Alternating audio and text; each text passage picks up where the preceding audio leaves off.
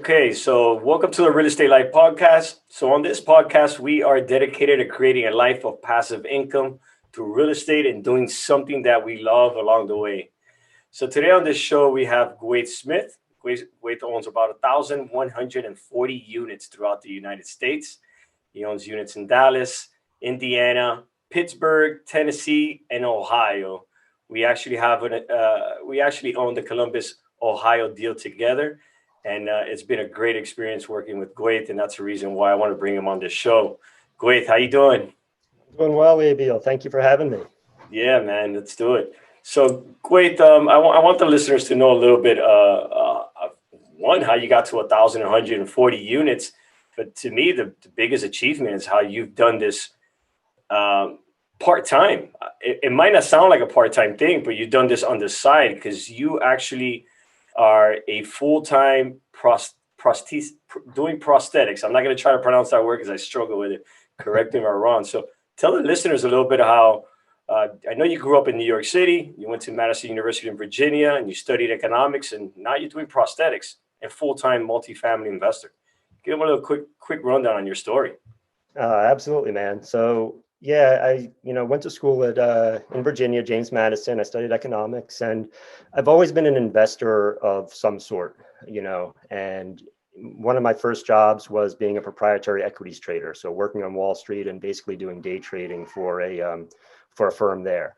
And I was able to, work in the city doing that, but then I ultimately worked remotely, and I took that job to Arizona with me to be with my then girlfriend, who became my wife. And I've always had different sort of investments, or at least had that sort of mindset. And whether that be investing in startup businesses through some sort of online platform, or investing in notes on some kind of platform, obviously the equities and options, it was always there. And I always wanted to hedge my bets. I always wanted to have something else working that I could always fall back to if whatever my main source of income changed dramatically. I could always slide into something else. So, I guess, to answer the question, I mean, my story started back in, back after school, and it led from one job that then led to me getting into allied health and prosthetics. That was just a change that I think I needed at that time. I was to the point with trading equities where no matter what, I was kind of unhappy. If I had a day where I made money, I would look at my trades and I would say that, I could have done better. I got out of one too early. I had a bad entry point on another. So even though I had made money, I was still sort of upset with myself. And on days I lost money, I was even more upset with myself. So Yeah. I kind of had that realization that I needed a change, and I got into prosthetics, and I've been doing that for 12 years. And, I got into multifamily investing, probably 5 years ago, and been trying to grow that business and that portfolio to the point where that will be the new full-time gig. Yeah. So you decided about 5 years to get into multifamilies. And when did it hit you? Like, okay, you know what? I like this deal. Is it that you bought a duplex or fourplex? How did this ball start rolling for you? So you either know my story or you just kind of hit it on the head. So yeah, I bought a duplex. I I bought a bought a duplex. duplex in Pittsburgh back in 2016, and I followed that up with a fourplex in Pittsburgh. And that led to me making some connections out there. And I met somebody who became a partner of mine on a 13-unit building that we purchased together. So it was an organic growth for me. I had that stuff rolling, and then I was looking into investing as a limited partner in other people's deals, and I did that. And that is what really helped to contribute to the unit count of sorts. But doing that all kind of rolled into getting my own deals, bigger deals. So it was a whole kind of organic process. So this is interesting, that because when I started the introducing you, I just jumped into showing everyone that you had 1,140 units that you're invested throughout the country. But just 5 years ago, your first investment was a duplex. And I can relate to that story because, yeah, I flipped over 200 properties, but my first real initial investment into some type of cash flowing property was a duplex. So once you get a little taste of that, then you start thinking, how do I do more of this? And I'm pretty sure that's when it hit you. And So then you jump to a 13 unit apartment building. Let's start there. Let's start that second leap from 2 to 13.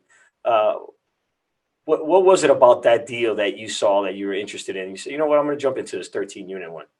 Yeah. So there was actually a fourplex in between those two, and there was a pretty good gap of time, I'd say, between the fourplex and the 13 unit, because the duplex and the fourplex, they were operating, but I definitely was new, and I definitely made some mistakes in those. And I started looking with some other, people, and I had made a connection in Pittsburgh, and we did some private lending together, and we had a pretty good relationship.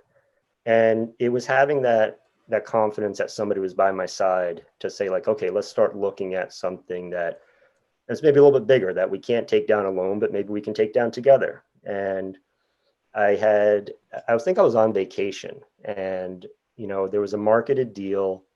We had put an offer in on it, and I can't remember exactly what happened, but I think, long story short, like, we ended up losing that deal, and we had gone through the whole process together. And it turned out that the seller on that deal had an exclusion with the broker, and he was going to sell it to somebody that, he could sell it to and not go through the broker. So it hurt the broker as much as it hurt us. And the speculation was that he kind of used our offer to raise the price on his exclusion, and it was what it was. But the broker calls the next day.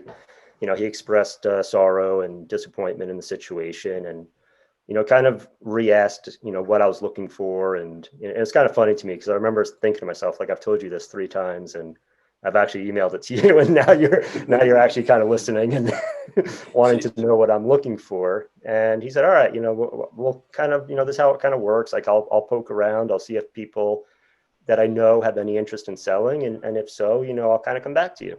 And I said, okay, great. And it was probably 3 weeks, a month or so later, that he calls, and he said, like, look, there's a building, 13 units. It's an Aspinwall, which is a great part of Pittsburgh. He said, don't know, like, it's, guy seems open to doing it, but we won't know until we try. So he's like, you have interest? I said, yeah. So he got me the information that I needed. And ultimately we put an offer together. And after some negotiation, we came to an agreement. And that was it. It was the beginning of the 13 unit.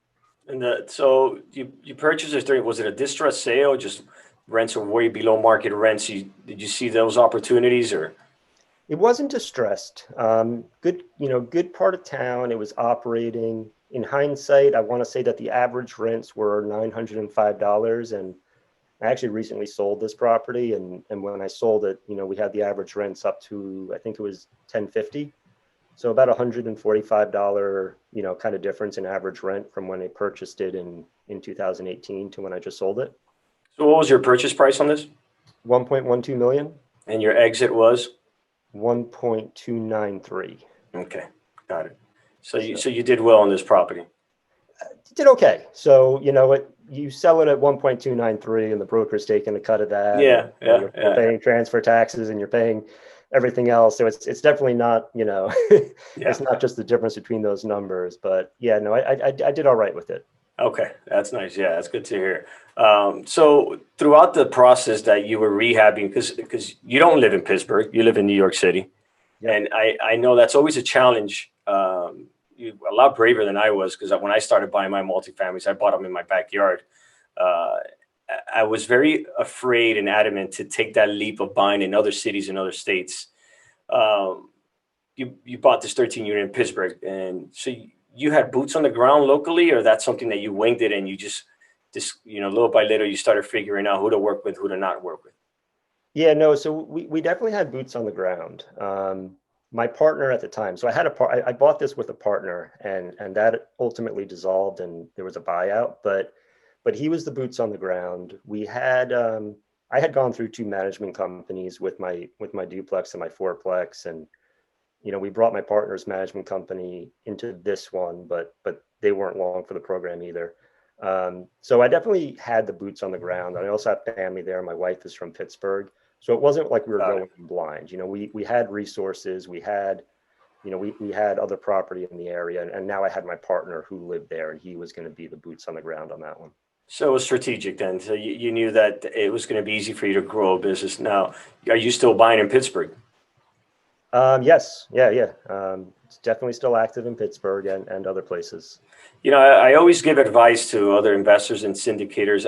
Once you identify a market, you know, everyone talks about the hottest markets all the time. I hear this all the time. You look at uh, the top guys in the business talking about the top 10, top five best markets.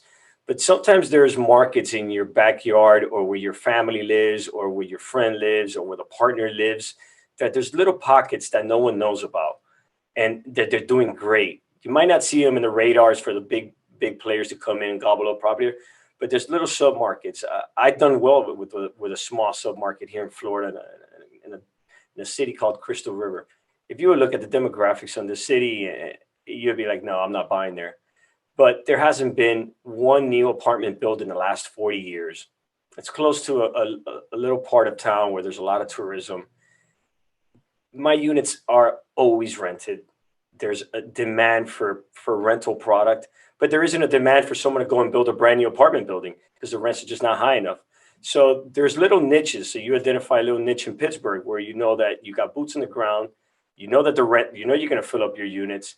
And that's something that I always give investors. You know, if you're not buying 200, 300 units and you're buying smaller buildings, look at your surrounding neighborhoods, and you'll be able to see these opportunities that are not in the radar, and you actually will have less competition. And the other thing is, I always say to leverage other people. So I mean, I've built a great relationship with my property manager over there, and other people. So anything I buy, he's got to sign off on. You know, he's got to say like, hey, like this is an area where I want to manage. Like this is an area we do well. You know, we have these properties, and like you said, Yeah, we can fill the units easily. Like yeah, people pay, and there's like exactly what you just said. Like yeah, there's to have that knowledge of the market and to know the little niches and to know like, hey, this street has this demographic, and there may be a language barrier. He's like, but it's a great tenant pool, and he's like, and it's like they're great tenants, and yeah, it may scare some people off, but if you know it, it's great. yeah. And we use that. I know in our deal in Columbus, Ohio, we make our property manager work and help us underwrite local deals there and see what their feedback is. So that's a great point to get your property managers to give you their feedback, their underwriting, their walkthrough, their perspective, because they really know locally what's happening and what's not happening.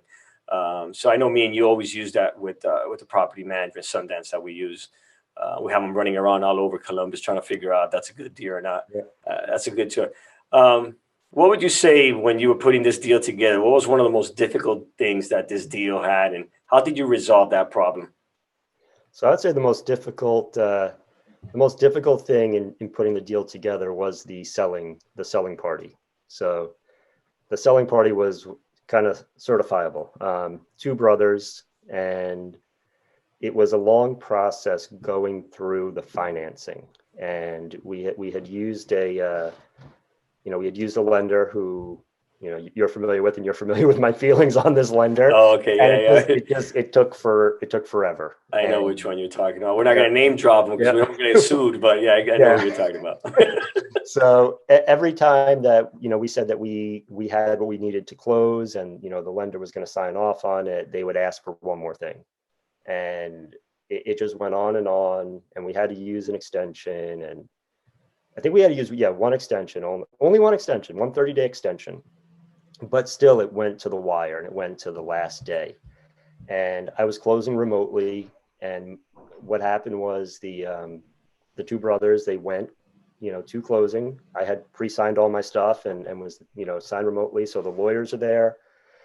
The property manager at the time was going to go there, but he was a little bit late. But there must have been 85 like I checked my phone, and there was 85 missed emails. Oh yeah. And what happened was that the sellers walked away from the closing table, and I'm like, what the heck happened? Right. So like the long and short of it was they wanted the money before signing the contract. Like signing the closing document. They want it in their bank account or in the title company's bank account? In their bank. It was in the title. It was in escrow. and they And that wanted was it. not good enough for them. That was not good enough for them. Like I said, Oh, there was a little wow. bit of a I've never seen certified that. margin. Yeah, Never seen that nobody had.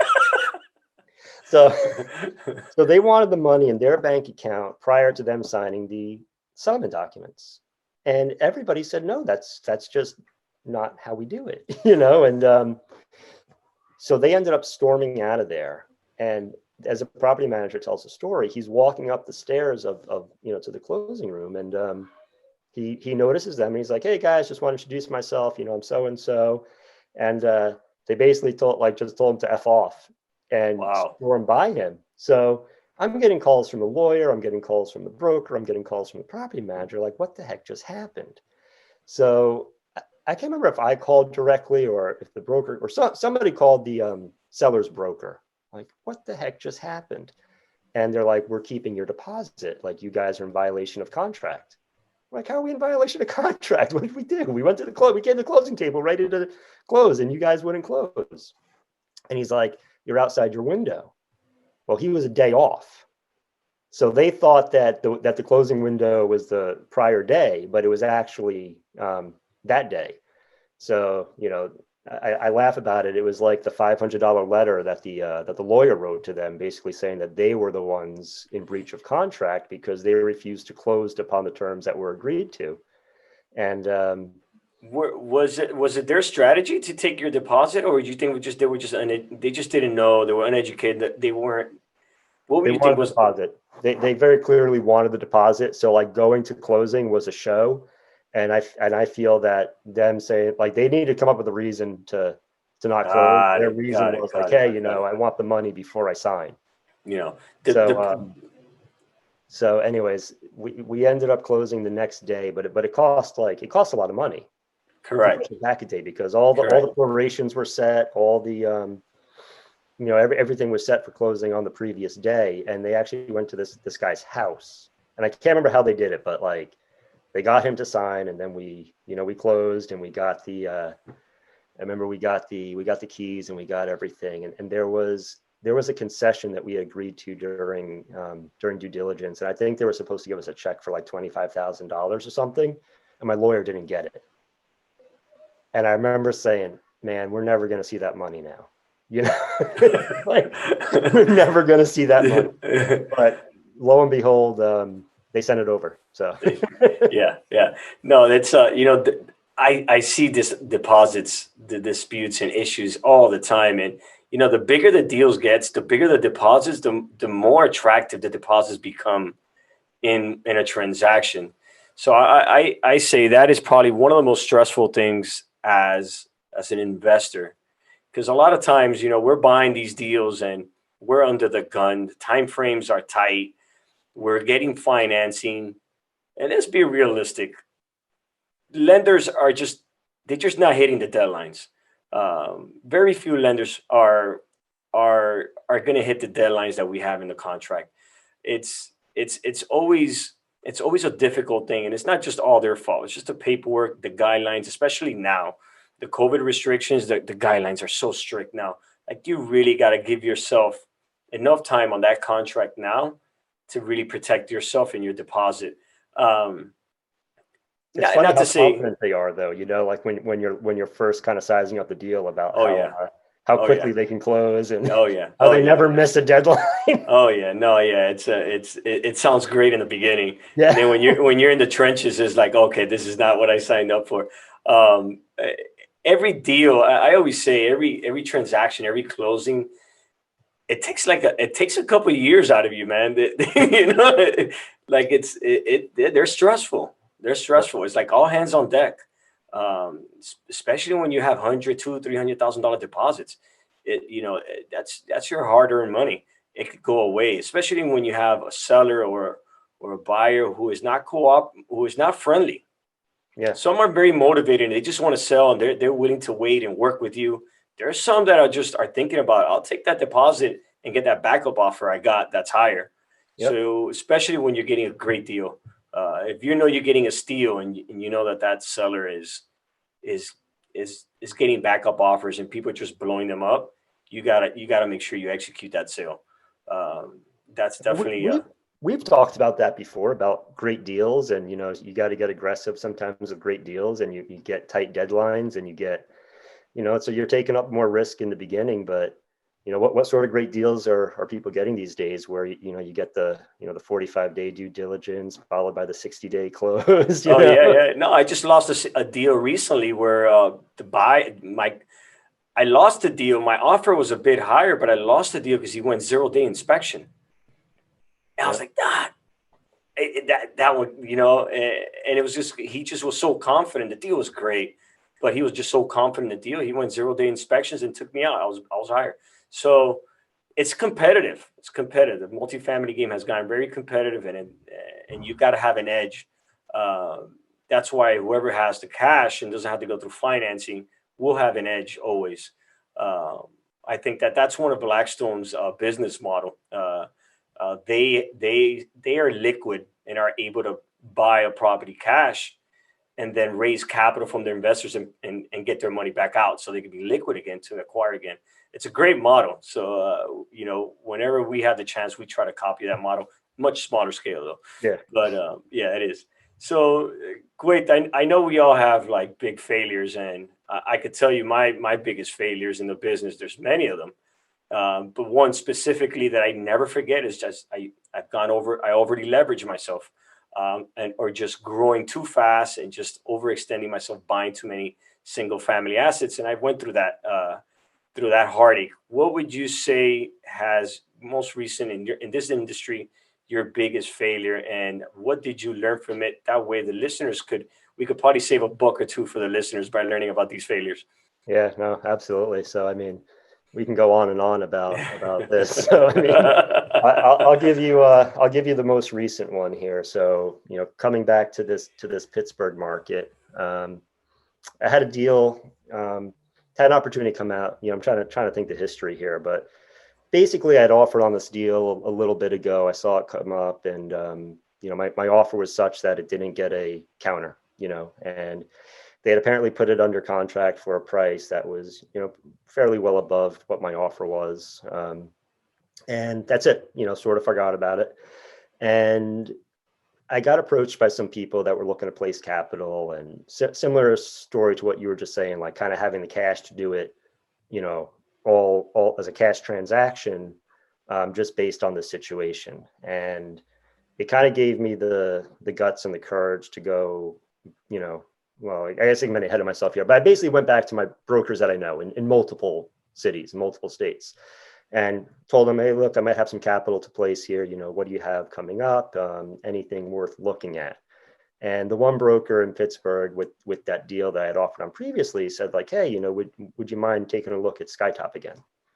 And I said, yeah, what happened? So she gives me this whole story about, you know, the previous buyer that they had under contract had, you know, sort of backed out. They put a couple things under contract, ended up going with another one, and the sellers were a little bit put off by it. It was an out-of-state buyer. They didn't have an in-state kind of backup offer to go with. And even though I'm not local to Pittsburgh, I do have local resources there, and part of the selling group knows my property manager. So the fact that we had that relationship and he was going to be part of that deal, it made us an attractive buying group. So we got an LOI accepted, about 100K under another offer that they had, but they were willing to sell to us at a little bit of discount because we got aggressive with terms. I took the financing contingency out because I thought I had this cash buyer lined up that if all else failed, he would come in, we would just use his cash. I think I had us at like a 15-day due diligence, followed by a 30-day close with the option to extend another 30. And so in doing this, you know, we had to run title, and we didn't, you know, it wasn't going to get back in our due diligence period. So we knew that our money would be going hard at the end of those 15 days. So we spent money on title ahead of time before getting the contract signed. We were getting all of our due diligence materials. I had, you know, my lawyer knew the other lawyer, and they were working really well together. So basically, like, we're kind of accumulating all these fees. Like, we're going through our due diligence process. We're spending money while not having the property locked up under contract. And, you know, I can go back and tell you, kind of like how and why and everything. But, Yeah. maybe I'll come back to that. But basically at the end of the day, we were missing a couple leases, right? And we wanted to see what those leases were. We wanted to know why they were missing. And we didn't end up signing the contract that day. And I got a call direct from the seller that evening. And he was just like, man, he's like, I hate to do this to you. He's like, it's a really kind of crappy thing that I'm about to do, but we got this last minute offer. It's significantly higher. He's like, the terms are significant. Man. It's, they're coming in with hard money day one. They owned a surrounding like 600 units, and this was an 89 unit property. Yeah. That was right in the middle of it. So it was like Yeah. their missing puzzle piece. And they were just going to beat anything that I came back with. So I even said, like, listen, do I even have a chance to counter? Like, do I even? And he's like, I'm not even trying to do that to you. He's like, it's not about that. Brutal. And I had to get off the phone. I had to be like, listen, man. I was like, as much as I appreciate the call, I'm like, I think I have to digest this a little bit, because I didn't want to ruin the relationship. I didn't want to. I didn't want to start. Yeah, you didn't want to curse him out. You didn't want to curse him out. Yeah. So I get it. So as much as I didn't, do that to him, I kind of did that to the broker. Yeah.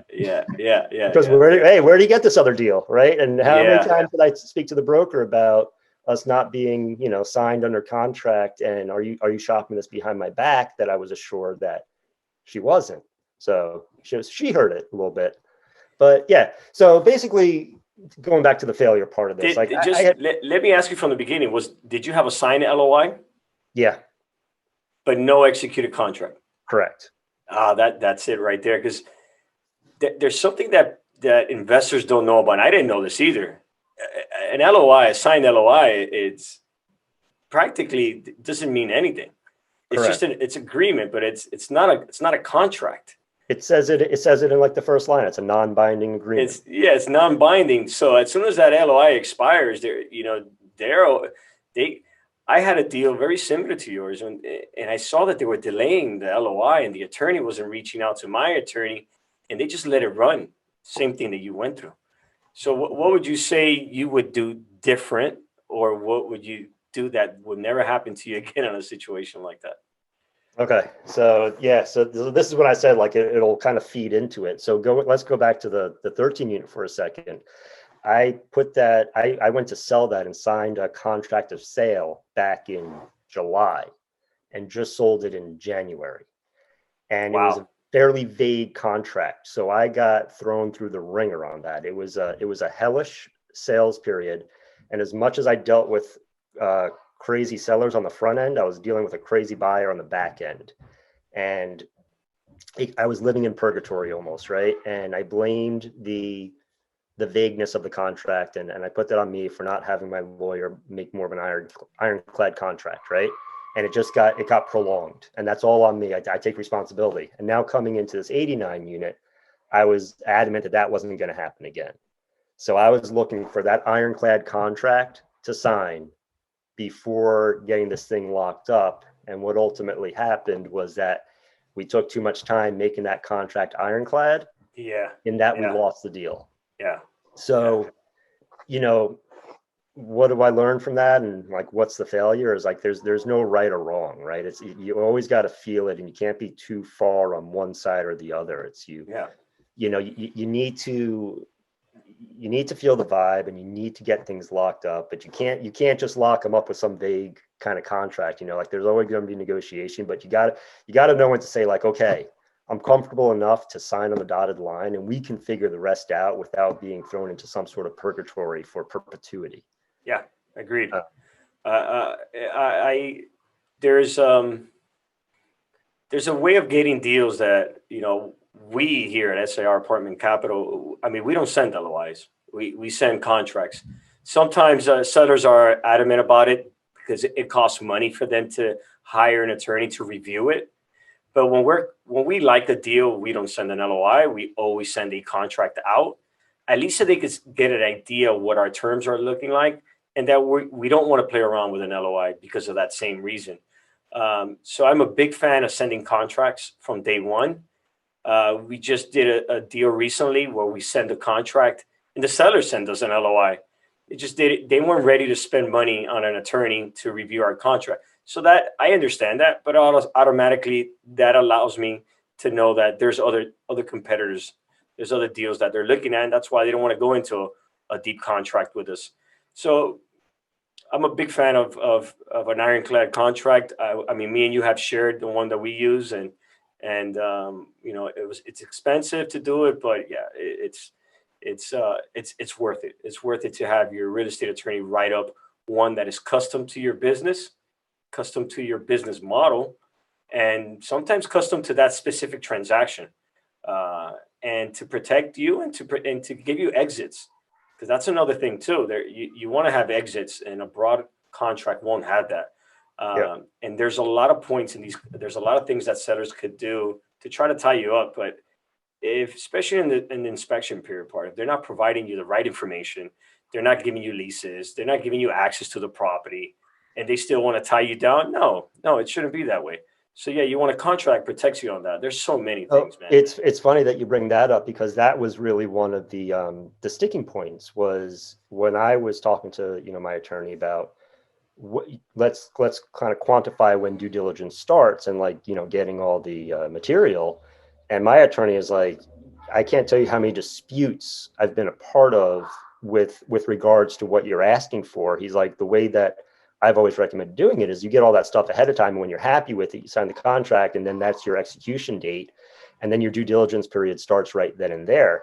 He's like, I've been parts of disputes that have cost a ton of money where, the buyer's saying, hey, you didn't provide me with the P&L, and the seller's saying, yeah, I did. It's that back of the napkin thing I gave you, and it's like, no, that's no P&L. He's like, that's my P&L. It's like, and then you have a huge legal dispute that's costing thousands of dollars over whether or not that constitutes getting the due diligence material. Yeah. Oh, so that now I see why you were holding off on it, because of that. Yeah, I understand that. Yeah, there is definitely a lot of ways it could go wrong.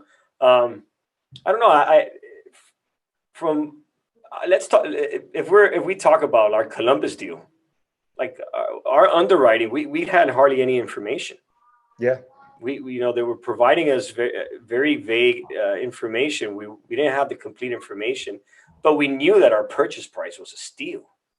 Yeah, we were confident in that. We walked the property. So sometimes the deal just makes sense. You're not going to get all the information, especially from mom and pop sellers. They just don't have it. They don't care to have it. The other thing with that deal is that we knew our plan was we're going to take that fairly vacant, right? Yeah. So I feel like not that it didn't matter as much, but in terms of what's on, what the leases are, the leases were never current, right? Like there were no leases that really were terribly current. Yeah, I could see how kind of on those real heavy lifts like that one. Yeah, it's easy to, not easy, but it makes more sense. Sometimes it is easier to underwrite a heavy lift because you just know you got to do everything. Yeah. So I agree. Yeah, I agree with you on that one. Great. So everyone has their own description and their own way of identifying or what financial freedom means to them. Financial freedom also changes like every so often in your life. Whatever I think about my financial freedom in my 20s has nothing to do with the financial freedom that I have right now as my way. What is right now at your point in your life? What does financial freedom mean to you? I think if I had to define financial freedom for me right now, it's not relying on a paycheck from a company that I don't own. So that would be my definition. It's that simple. I like that. That's an interesting way of perspective and straight to the point. I like that one. You're leaving me thinking about that one. So just I want to end the episode with one final question and just kind of recap. I mean, it's pretty interesting how you do how you're able to have your career in prosthetics and before the show I was talking to you about that, and it's a very rewarding thing that you're doing with prosthetics because you get to see how people's lives change that are missing limbs, that are missing body parts, and you actually put these prosthetics together, and and change people's lives. So when I look at what I'm doing in multifamily, yours is so much rewarding, but at the end of the day, you still have a passion for multifamilies and you're running both of these side by side. I mean, that's impressive. Just to be honest, that's impressive, man. That to me is just mind blowing that you're able to do both. What advice would you give to listeners that you wished you knew 5 years ago before you got into multifamilies? What advice would you give to them? So it's funny you say that, like, because my ultimate goal is to not be doing both, right? I really want to transition into multifamily and into, we'll just call it investing and building businesses full time. And I think my advice to people is that you really have to execute, right? So, I mean, you got to take your time and you got to educate yourself and everything. But at the end of the day, it's going to come down to execution. And you can talk about doing things all day long, but at the end of the day, you have to stop talking and actually do it. Yeah. So, Yeah. If I'm talking about wanting to transition to full-time investor and to have that be my business, to have that sustain my way of life, that's something that I personally need to stop talking about and start doing it. So, it's a matter of kind of having the courage to do it. So I guess in the grand scheme of things, that's it. It's really execute and be courageous. Yeah. Yeah. And I agree with that.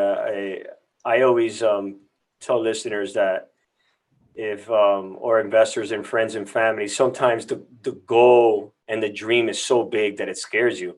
So you just got to do little things to execute, little small executions, like how me and you started the multifamily, a duplex. Just get the ball rolling on that. Start self-managing a smaller property. So I agree with you on that one. Just execute the first thing. Executing can also be, hey, calling the broker or putting an offer out there. It could be even, let me go to a property that I know is for sale and just walk the outside of it or secret shop it. I mean, that was a huge aha moment for me. I remember when I was, looking at bigger properties and not really knowing what steps to take. And I went with, this group that I had partnered with as a co-sponsorship deal. And we went to a complex that was for sale and we just walked it. We didn't schedule a tour with the property manager or anything like that. We just walked the outside. It's funny you say that, man. I did the same thing. I faked it till I made it. I walked 200 unit apartment buildings. I had no idea what to do, and I said I made the appointment. I called the broker. Hey, I want to look at this 200 units that you have. It was a $35 million deal.